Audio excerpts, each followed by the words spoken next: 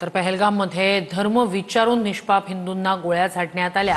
इथे निष्पाप हिंदूंना भाषा विचारून चोपतायत असं आशिष शेलार यांनी म्हटलंय।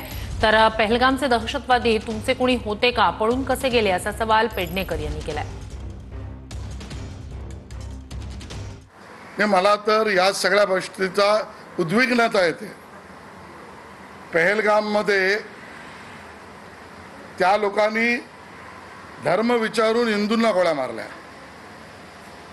पहलगाममध्ये हिंदू धर्म विचारून गोळ्या मारल्या आणि इथे ही सगळी मंडळी निष्पाप हिंदूंना भाषा विचारून चोपतायत। पहलगामचे जे मारले धर्म विचारून ते गाडले गेले की स्वर्गात गेले, ह्याचं तर पहिलं उत्तर द्या। लोक त्याची अपेक्षा करतायत। जर पळून गेलेत तर पहलगामचे मारेकरी दहशतवादी तुमचे कोण होते का, कसे गेले पळून?